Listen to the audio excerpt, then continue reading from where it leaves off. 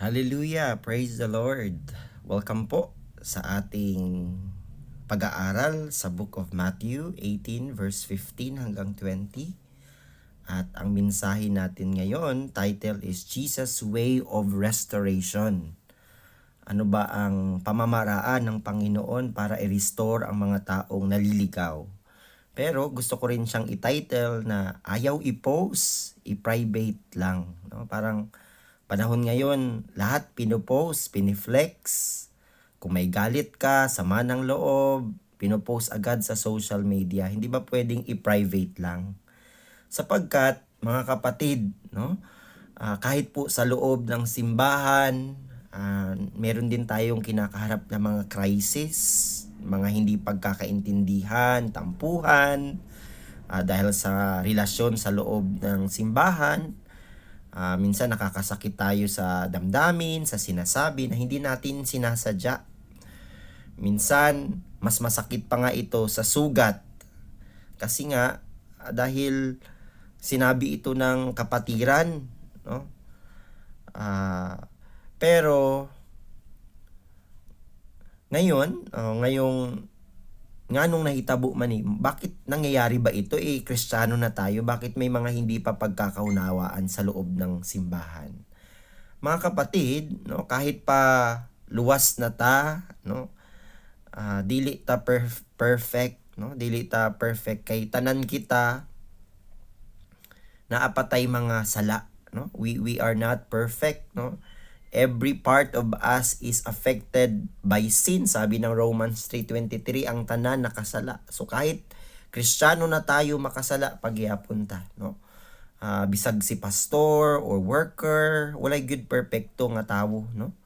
So maong dili taangay masyak kung naay mga ganitong mga problema kay lahat man ta na ay mga sala.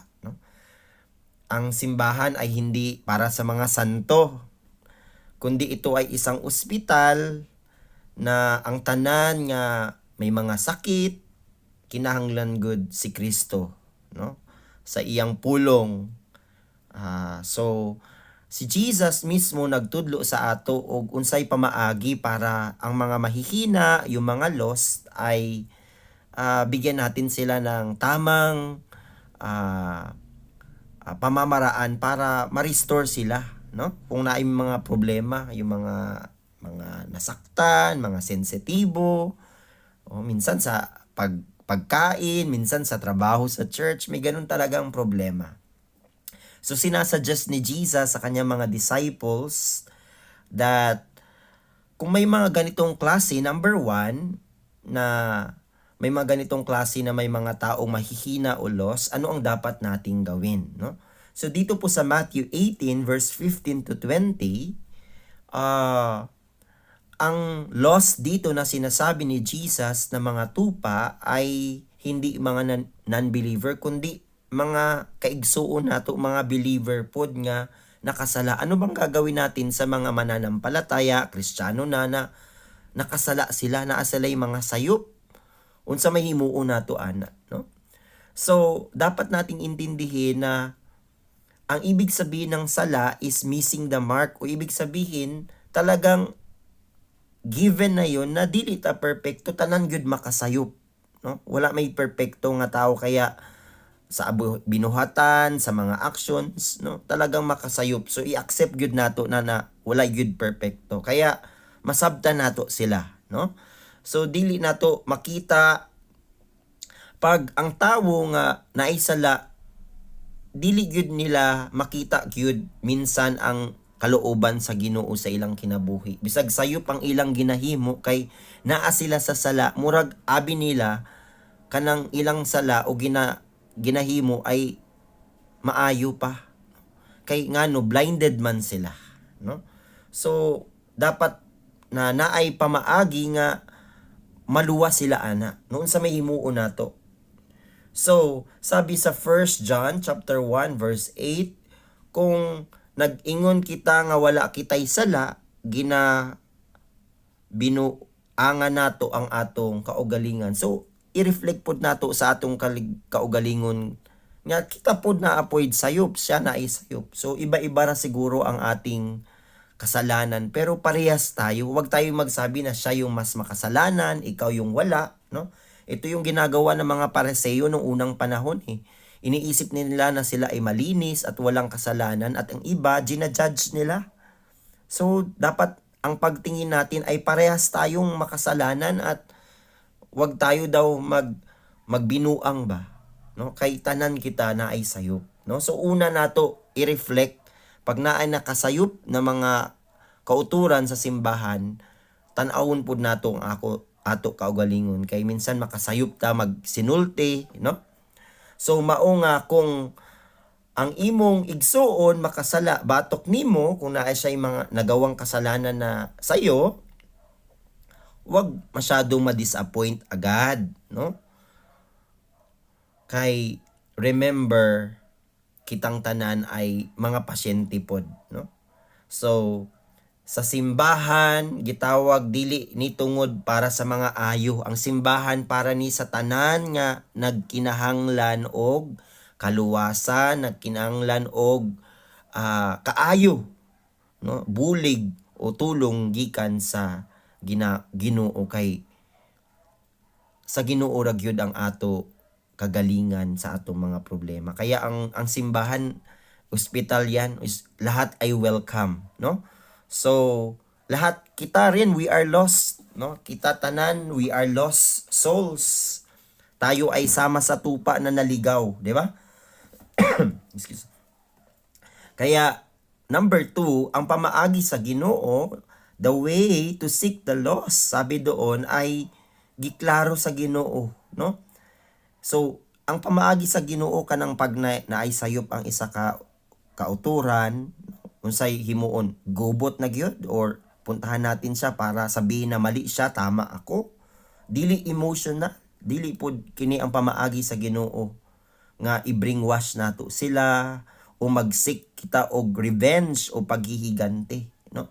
So pag naay nasayop na mga kauturan, dili ta mag-revenge. Unsa may pamaagi sa Ginoo. Point number 1 ingon diri para sa mga taong na lost, ang pamaagi ingon sa verse 15, unsay himuon nato? Adtua siya in private, no? Kung naay nakasayop na igsuon sa ato, i-private ra nato, dili nato i-post agad, no? I-private muna, kausapin natin siya. Una, i-personal nato siya, dili i-post, dili i-chismis. Kung sa may pamaagi nato i-chismis man gyud, no? Sabihin sa katabi, kaya yung iba na walang idea nagkaka-idea. O ipapasa pa sa GC, yun ang problema pag napasa pa sa GC, 'di ba? Magparinig doon sa GC, yan ang panahon ngayon eh. Ang tumong dili para mudaog ka sa argumento, bisag tama pa ang imong punto, kundi para ma-win back ang imong igsoon. Nganong gusto nimo mag-personal siya, kay para mabalik ang iyang atong relasyon sa iya. Dili para ingnan siya na masama siya o mali ang kanyang ginagawa at tama ka, no? So sama sa giingon sa Galatians 6:1 na restore him in a spirit of gentleness, no? Ibig sabihin ng gentleness, dili garbo ba, yung mahinahon, dili ka nang pabagsak. Ang kaniyang problema natin ngayon kasi ang pananalita natin ay pabagsak. Sanabi mo hindi ka galit, pero yung boses mo ay galit, no? So in private, kausapin mo siya, sister, pwede ba tayo mag-usap sa isang gilid at meron akong sasabihin sa'yo. Yun ang unang pamaagi sa Ginoo. Number 2, kung dili pa siya magtuo, magpadala ka og saksi, dalawa na saksi, no? Kung dili siya maminaw, magpadala og usa o duha ka saksi. Hindi naman yung kakampi mo ang dadalhin mo. Yung alam mong nire-respeto, mga elder or pastor na pwedeng magpagitna sa inyo. Dili para siya ipahiya. Minsan, ganyan ang nato, nagdala pa ta para mapahiya pa siya, no? This is the problem minsan. Kundi para adunay iba nga perspektibo, i-clarify para maging fair, accountability. So, ibig sabihin nagpakita ta nga seryoso ta nga gusto nato iplastar ang tanan para sa kaayuhan, no? So dili ta magdala og saksi nga kakampi nato, no? Alam nato nga yung dadali natin ay someone na fair, no? Katulad ng pastor o elder o nakakatanda na respeto sa simbahan, no? Yan ang maganda. Number 3, sabi ng Panginoon, kung hindi pa siya maminaw, then didto na nato ihayag sa simbahan. Kay ang simbahan gihatagan pud sa Ginoo og authority. Kung dili na gyud siya maminaw, sa una private, pangalawa sa isa o duwa ka tawo nga nagpatunga, didto na maghimo og naay logyod ang batas o ang simbahan. Kung padayon gihapon siya sa pagtumili, dadon sa simbahan no gi-apply ang disiplina.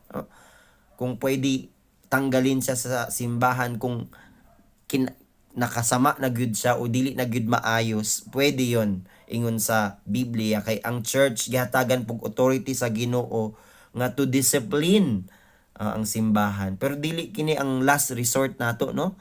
Ang gusto nato talaga mabalik ang relasyon, hindi gyud na paalisin sila. Hindi ito. Pero kung kinahanglan na naay law, naay punishment, naay with love, no, naay gugma. Sabi sa Hebrews 12:6, for the Lord disciplines the one He loves.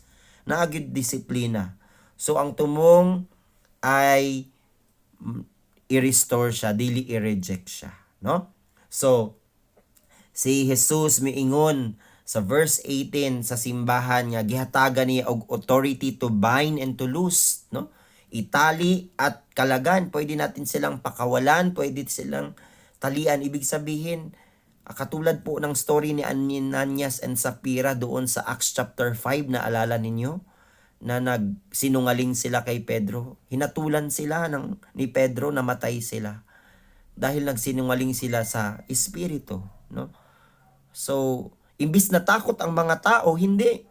Mas lalo pang ang nadagdagan ang mga miyembro. No, dapat matakot sila kasi nakakatakot pala yung simbahan na yun. Pero hindi.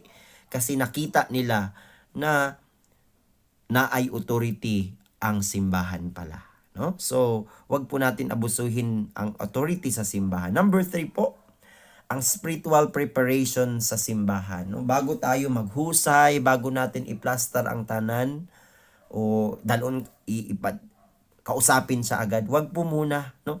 Dili ta sana mag-correct agad-agad, no? Unsa may himuon nato, i-check nato ang atong kagalingon first, our spiritual preparation. Atong tan-awon na matatag ba ang atong pagtuo, yung ating pag-iisip nasa tama ba o galit ka lang ba? Ito ba ay gusto ng Panginoon? So dapat nato masabtan na tanan kita, we are all precious, so walay gipaboran ang Ginoo, no? Tanan kita gihigugma sa Ginoo, bisad pa ang mga lost, ang mga mahihina, ang mga makasalanan, gihigugma sa Ginoo. So kinahanglan, sabi dito, bago nato siya i-meet, i-prepare nato, una na atay strong na panalangin, no? Number 2, faithful sa atong pag-worship, na gyud tay nagatubang kita sa Ginoo. Lord, kinasing-kasing nga pagsamba sa Ginoo, ikaw nakakilala sa ako, no? So dapat rooted in the word of God, no? Mingon si Jesus, 2 or 3 gathered in my name, I am among them. So pasabot ani na kung naay mga problema, dapat kinsa ang nasa gitna, ang Ginoo. Hinumduman nato na dili ni para sa atua, dili ni para sa iyaha, dili ni para sa isa ka tawo, pero ang Ginoo ang nagbuhat nga magpatunga, nasa presence gyud siya, no? Magpatunga sa atua, siya gyud ang dapat nasa gitna, no?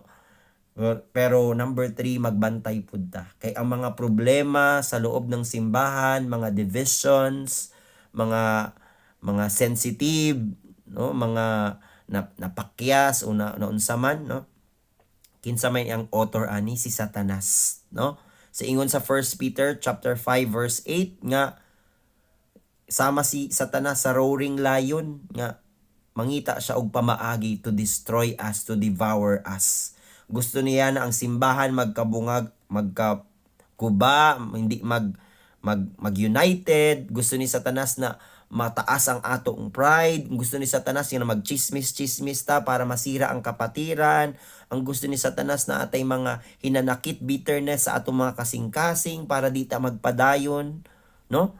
So mauni kani ang kinahanglan nga iampo gyud nato ang atong simbahan nga magkausa kita sa iyang pulong, sa pagsamba, pag pag-worship sa Ginoo. Conclusion mga kapatid, no, klaro ang pamaagi sa Ginoo, very clear, no. Nakita tanan once we are lost sheep, kita ay tupang ligaw, no. Tayo ang tupang ligaw, actually hindi yung kapatiran natin, tayo yun eh.